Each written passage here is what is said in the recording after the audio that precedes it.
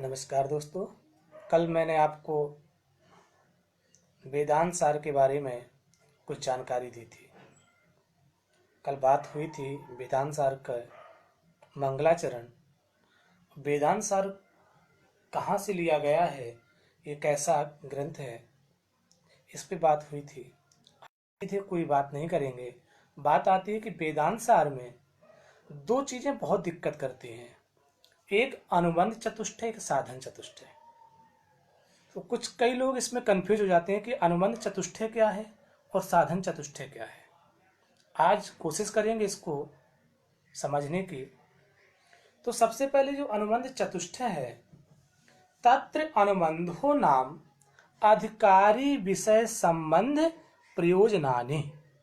फिर से सुन लीजिएगा, तत्र अनुबंधो नाम अधिकारी विषय संबंध प्रयोजनानि। तो अनुबंध चतुष्टय कौन है? सबसे पहला है अधिकारी, इसके बाद है विषय, इसके बाद है संबंध, इसके बाद है प्रयोजन। अनुबंध चतुष्टय क्यों कहा गया?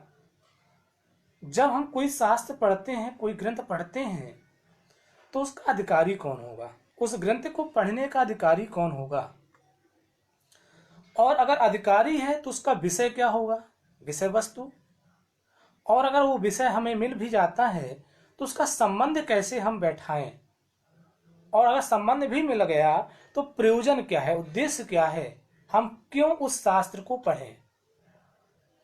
तो सबसे पहले उन्होंने कहा कि अधिकारी कौन है।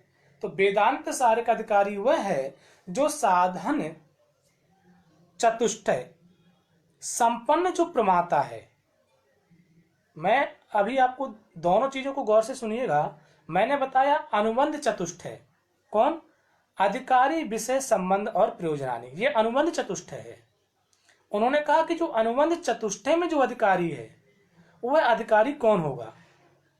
तो कहते हैं कि जो साधन चतुष्टय संपन्न जो प्रमाता होगा वह उस शास्त्र को पढ़ने का अधिकारी होगा। और एक चीज और, जब उन्होंने देखा कि इन्होंने तो बात कही कि जो साधन चतुष्टय कितने प्रकार के होते हैं, और ये साधन चतुष्टय क्या है, तो इसकी चर्चा हम अगले चरण में करेंगे। लेकिन इतना आपको बता दूं कि साधन चतुष्टय कितने हैं, 4 हैं। कौन कौन से हैं? विवेक, वैराग्य, समाधि सटक और मुमुक्षुत। तो ये साधन चतुष्टय कितने हैं? 4 हैं। और अनुबंध चतुष्टय भी कितने हैं? 4 हैं। तो अगर आप लिखना चाहें तो लिख भी सकते हैं। अधिकारी, विषय, संबंध और प्रयोजन, ये आपके अनुबंध चतुष्टय हैं। और विवेक, वैराग्य, समाधि सटक और मुमुक्षुत्व, ये आपके क्या हैं? ये आपके साधन चतुष्टय हैं। तो जो साधन चतुष्टय संपन्न जो प्रमाता है वह अधिकारी होगा किसको पढ़ने का? शास्त्र को। कौन सा शास्त्र? वेदांत। अर्थात जो दर्शन है उसको जो पढ़ने का अधिकारी है वो कौन होगा? साधन चतुष्टय संपन्न जो प्रमाता है वह इस शास्त्र को पढ़ सकता है या पढ़ने का वह अधिकारी है। उन्होंने कहा भाई ठीक है, आपने कहा कि ये साधन चतुष्टय कौन है? विवेक, वैराग्य, समाधि सटक, मुमुक्षुत्व, इन्हें तो साधन चतुष्टय कहते हैं। लेकिन उन्होंने एक चीज और कही कि इनको पढ़ने का वो भी अधिकारी है। विदुर के व्याख्यान में इन लोगों को दिक्कत हुई और उन्होंने देखा कि विदुर ने ना तो इस जन्म में तो अध्ययन नहीं किया और ये अधिकारी भी नहीं था, क्योंकि ये इनके सामने पेच फंस गया। तो उन्होंने कहा कि अस्मिन जन्मनि जन्मांतरे वाह, तो जिस व्यक्ति ने इस जन्म में वेदों का अध्ययन किया हो या पूर्व जन्म में वेदों का अध्ययन किया हो वह भी इस शास्त्र को पढ़ने का अधिकारी है। उन्होंने कहा एक चीज और, कुछ कलमश जो दोष होते हैं उनसे दूर जो व्यक्ति होगा वह भी पढ़ने का होगा। तो उन्होंने कहा कि काम्य, निषिद्ध, नित्य, नैमित्तिक, प्रायश्चित और उपासना, ये 6 कर्म बताए गए हैं। अगर इन कर्मों के द्वारा व्यक्ति ने अपने अंतःकरण को पवित्र कर लिया। अब उन्होंने कहा कि ये काम्य कर्म क्या है? तो काम्य कर्म कहते हैं कि स्वर्ग आदि की प्राप्ति के उद्देश्य से जो कर्म किया जाए, ज्योतिष्ठोम नामक यज्ञ के द्वारा स्वर्ग की प्राप्ति के लिए जो ये कर्म किया जाए उसे काम्य कर्म कहते हैं। उन्होंने कहा भाई अब निषिद्ध कर्म किसे कहते हैं? तो निषिद्ध कर्म कहते हैं गाय, ब्राह्मण आदि की हत्या ना करना। ये कैसा है? ये निषिद्ध कर्म है, इसको रोक दिया गया कि हमें ऐसे कर्मों को नहीं करना चाहिए। ब्रह्म के द्वारा जो बताई गई बातें हैं, अर्थात ब्राह्मण की हत्या नहीं होनी चाहिए, गाय की हत्या नहीं होनी चाहिए।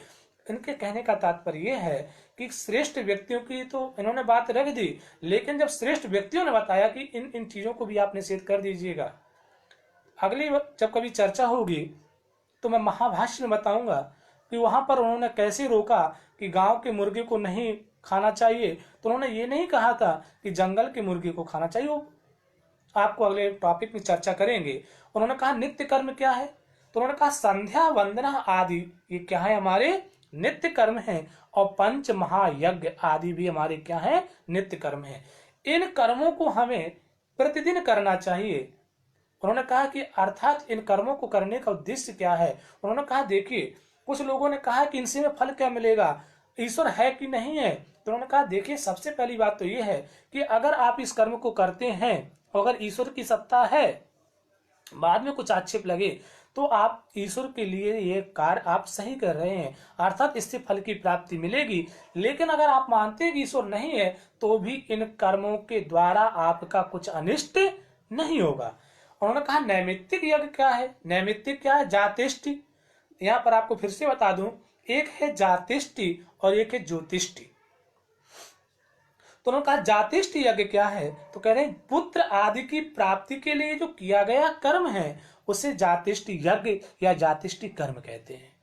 इसके बाद उन्होंने कहा प्रायश्चित कर्म क्या है? तो चांद्रायण आदि जो है सगुण ब्रह्म की ओर, सगुण ब्रह्म को विषय बनाने वाले ऐसा जो कर्म किया जाता है उसे प्रायश्चित कर्म कहते हैं। जो हमारे द्वारा किया गया पाप है उस पाप की निवृत्ति के लिए जो कर्म किया जाता है उसे प्रायश्चित कर्म कहते हैं। इसके बाद आता है उपासना।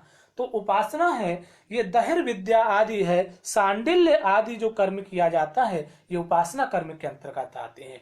तो ये तो बात चल रही थी अभी अधिकारी की।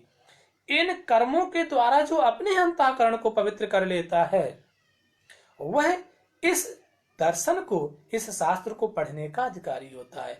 इसके बाद आती है कि विषय क्या है? तो जीव और ब्रह्म की एकता, जीव ब्रह्म की एकता इस शास्त्र का विषय है। तो आया अधिकारी, विषय, संबंध कहते हैं क्या है? तो बोध्य बोधक भाव। बोध्य बोधक भाव क्या है? इसका क्या है? संबंध है। इस शास्त्र का संबंध क्या है? बोध्य बोधक भाव। इसके बाद कहते हैं प्रयोजन क्या है? इस ग्रंथ को हम क्यों पढ़ें, इसका क्या प्रयोजन है, क्या उद्देश्य है? तो कहते हैं कि ये अज्ञान की निवृत्ति और ज्ञान की प्राप्ति होती है और स्वस्वरूपानंद की प्राप्ति होती है, इसलिए हमें इन शास्त्रों को पढ़ना चाहिए। कल मैंने आपको बात बताई थी वेदांत के बारे में। वेदांत दर्शन के कर्ता कौन है, वेदांत सार के कर्ता कौन है, और इस क्रम से हम लोग आगे चलते जा रहे हैं। आज मैंने आपसे बात की तत्र अनुबंधो नाम अधिकारी विषय संबंध प्रयोजनानि। कल चर्चा करेंगे साधन चतुष्टय की कि साधन चतुष्टय क्या है।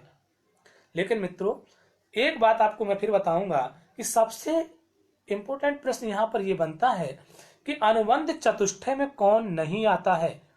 प्रश्न आ जाएगा अधिकारी, विषय, संबंध और वैराग्य। कमेंट करके आप जरूर बताइएगा कि अनुबंध चतुष्टय में कौन नहीं आता है। मैं आपसे दे रहा हूं अधिकारी, विषय, संबंध या वैराग। इसके बाद साधन चतुष्टय में प्रश्न बनेगा कि इनमें से साधन चतुष्टय में नहीं आता है या इनमें से साधन चतुष्टय का अंग नहीं है। विवेक, समाधि सटक, मुमुक्षुत्व या प्रयोजन।